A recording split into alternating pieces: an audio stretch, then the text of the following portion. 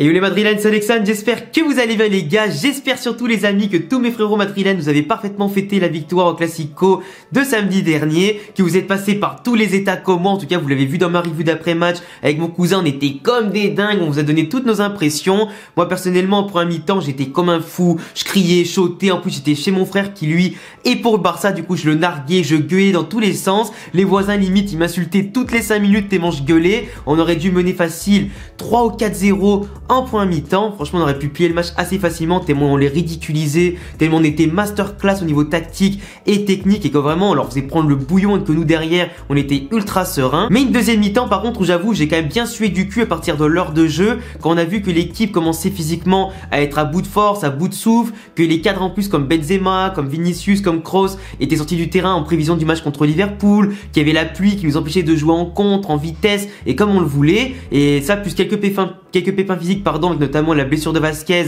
qui a entraîné l'entrée d'Odriozola qui a du coup ouvert telle une autoroute le couloir droit. Donc forcément c'était quand même très problématique. On a quand même parfaitement tenu l'équipe, que ce soit les titulaires, les remplaçants, les cadres ou les jeunes. On a vraiment eu des mecs qui sont donnés à 3000% pendant les 30 dernières minutes pour nous permettre de garder bien évidemment une victoire de plus au Classico, pour encore plus augmenter l'écart qu'il y a entre les victoires du Real et du Barça au Classico, pour battre l'ennemi juré, pour leur passer devant au classement, montrer qu'on peut jouer autant la Liga que la Champions League cette année en se rapprochant de l'Atlético Madrid. On aura donc droit les amis de participer à un final en Liga qui sera exceptionnel entre 3 équipes voire 4 qui se collent en 6 points, c'est vraiment exceptionnel et je pense que ça va vraiment se jouer dans la 37e ou 38e journée, ça va être insane à suivre. J'espère vraiment aussi pour vous les gars que vous êtes aussi confiants que moi et que vraiment vous êtes aussi fiers de notre équipe, autant dans les mauvais que les bons moments, parce que là vraiment on a une équipe qui s'est donnée en une semaine, qui nous a donné beaucoup de joie pour rattraper toutes les critiques, pour rattraper toutes les déboires passés, qui a en tout cas su se remobiliser, avec un Zidane aujourd'hui qui gère parfaitement le vestiaire,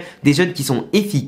des cadres qui sont retrouvés, des remplaçants qui sont revanchards et ça fait plaisir. On va donc parler surtout les amis aujourd'hui de l'avant-match, simplement une petite vidéo d'avant-match comme j'ai fait pour le Barça et pour d'autres matchs en tout cas avant. On va parler du match retour entre Liverpool et le Real Madrid, un Real Madrid forcément qui va se déplacer dans un stade mythique comme Anfield, qui va affronter une bête blessée comme Liverpool aujourd'hui qui est dos au mur, et ça on sait très bien que des grands clubs comme ça, des équipes légendaires comme ça, elles savent jouer autant qu'elles sont favorables que défavorables au niveau de la balance des matchs aller-retour. On sait très bien que ça va être très compliqué, ça ne va pas être facile. Le match aller, on l'a parfaitement maîtrisé au niveau tactique, au niveau technique, on a été vraiment plus propre dans la possession, dans les sorties de balles, dans l'efficacité aussi offensive et la solidité défensive. On leur a vraiment laissé que des miettes et les pauvres, et on les allait vraiment laisser marquer un but sur leurs 5 vraiment minutes d'euphorie qu'ils ont eu au début de deuxième mi-temps. Mais dès que le Real Madrid a repris en tout cas la tête du match, qu'ils ont été concentrés etc., on les a bouffés du début à la fin. Et là forcément se déplace à Anfield avec du coup une équipe en face qui sera revancharde, qui voudra montrer une meilleure image qu'au match aller.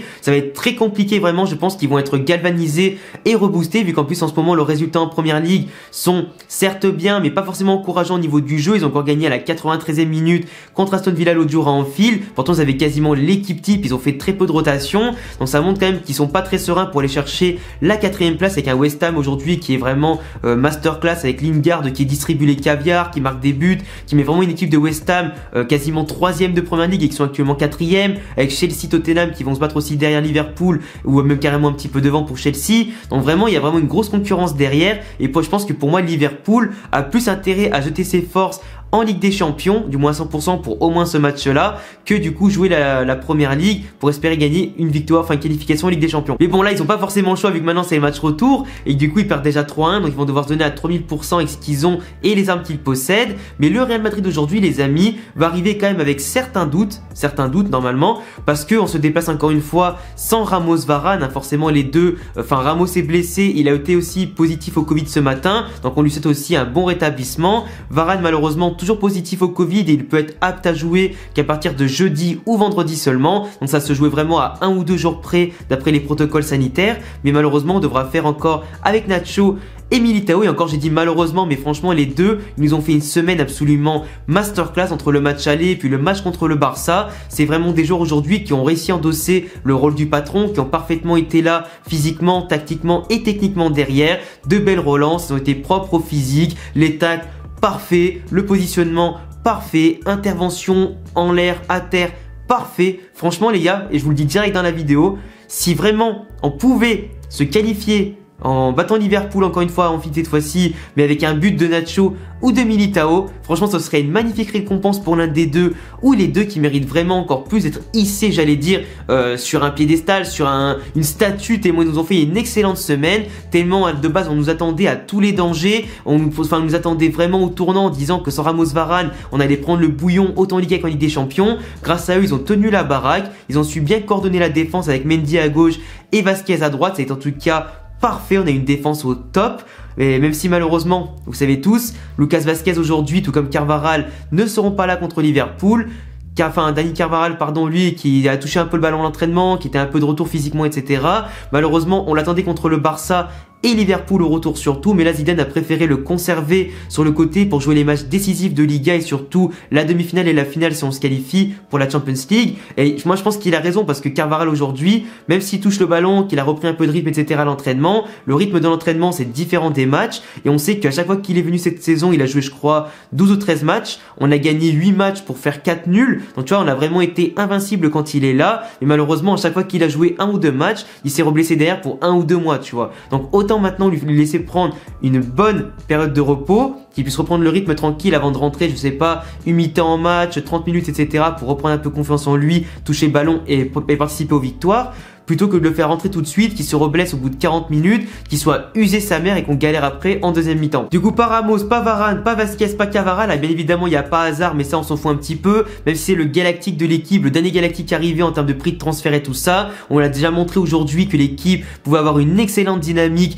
bien mieux sans lui que quand il est là, qu'on va beaucoup plus loin dans les compétitions, et surtout qu'on peut remporter des titres sans son apport, qui pour l'instant a été plus que limité. Quand il est là, quasiment, on joue presque à 10 à cause du manque de rythme et tout ça. Donc pour moi, Hazard, c'est vraiment un joueur à oublier et qui pour moi vraiment, même si je suis un petit peu dur avec lui, devrait être vendu cet été au détriment de Mbappé et de Haaland si les deux doivent venir. Par rapport au jeu, moi les amis, par contre, j'avais extrêmement peur parce que autant j'avais deviné du coup comment ça allait se passer au match aller et par rapport au Classico, là le problème les amis c'est qu'il va y avoir un facteur X autre que Nacho Militao qui vont devoir sortir une troisième masterclass en une semaine. Moi je pense que l'autre facteur X aujourd'hui, ça va être Odriozola s'il est installé arrière droit ou pas du tout, parce que malheureusement dans un 4-4-2 aujourd'hui, même si toute la défense est là, enfin Nacho, Militao et Mendy masterclass concentré et tout, le problème c'est qu'on l'a vu quand Odriozola a remplacé Vasquez au Classico, c'était comme je disais en début de vidéo, l'autoroute du bonheur pour Alba, l'autoroute du bonheur pour Dembélé, etc. Quand ils permutaient avec les attaquants comme Griezmann, Braithwaite, c'était vraiment la merde tellement c'était facile pour eux de passer là-bas, de combiner, de le crocheter, de centrer derrière. Alors c'était avec Vasquez, mais il avait toujours un mec Alba qui lui collait au cul, qui l'empêchait de centrer et tout ça. Et là malheureusement, franchement j'ai très peur qu'Odriozola les amis fasse une faute, un carton rouge, une erreur, etc. qui nous mettent vraiment dans la merde. Et moi je pense que tu vois c'est comme un peu Militao, c'est un mec qui déjà quand de base il joue pas beaucoup, il a un manque de rythme, il a un manque si tu veux de confiance en lui. Pourtant dans son ancien club comme la Sociedad il était vraiment très bon, il a fait quelques belles apparitions chez les U21 espagnols, les espoirs, etc. qui étaient quand même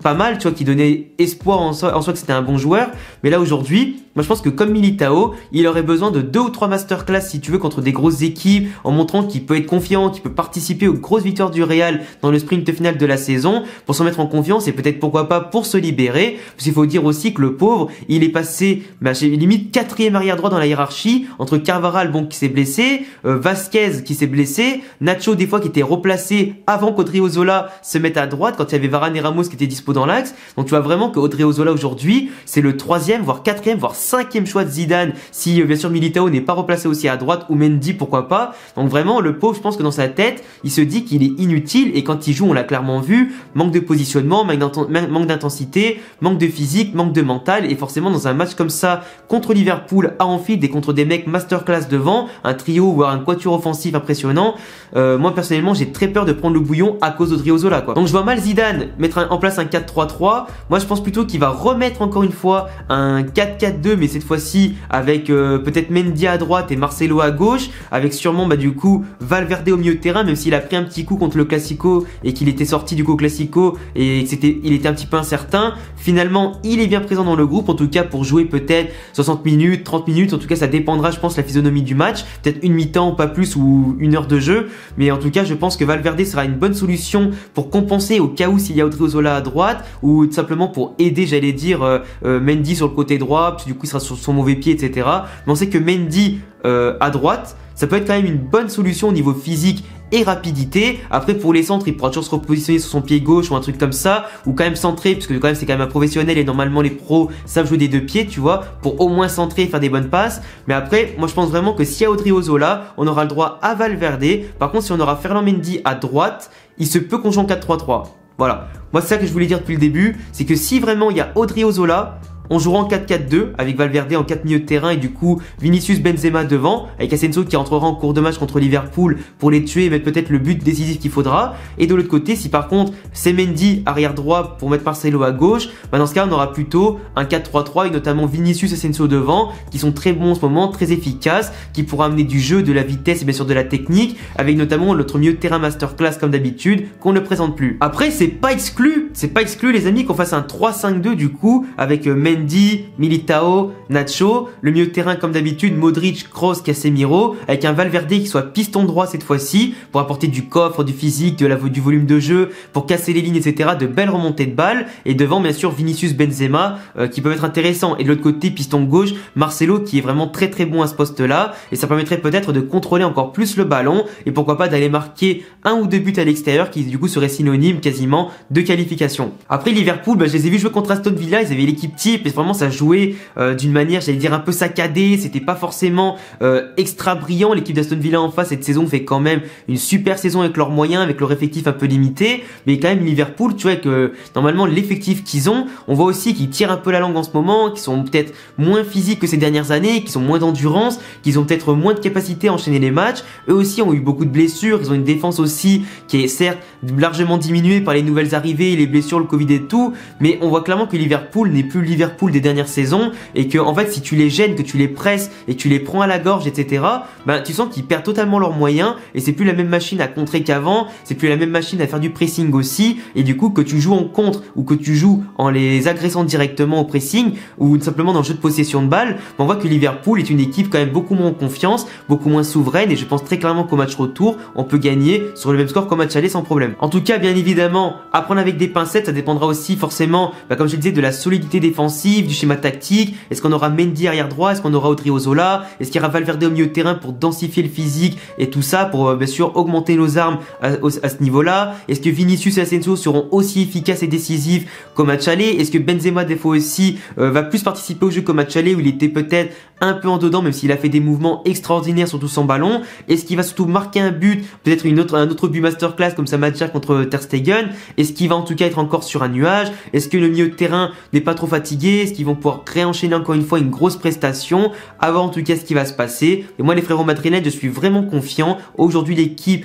est concentrée sur un objectif, ramener le doublé en Liga et la Ligue des Champions, avec bien évidemment un effectif certes réduit, mais concentré, solidaire et déterminé, et prêt à laisser leur vie sur le terrain. Donc en tout cas les gars, je vous laisserai me donner toutes vos impressions en commentaire, me dire en tout cas ce que vous pensez de mon analyse, de mon avant-match qui était certes un peu longue, mais je voulais vraiment parler d'un petit peu tous les sujets. Au pire si j'en ai oublié, on en reviendra dessus dans la review d'après-match, en tout cas à chaud comme d'habitude. Je vous laisserai me donner tous vos avis dans les commentaires, vous abonner bien évidemment si vous kiffez le Real Madrid, me laisser un gros pouce bleu, me rejoindre sur tous les réseaux qui s'affichent ici et en description. À bientôt les gars pour une prochaine vidéo, ciao.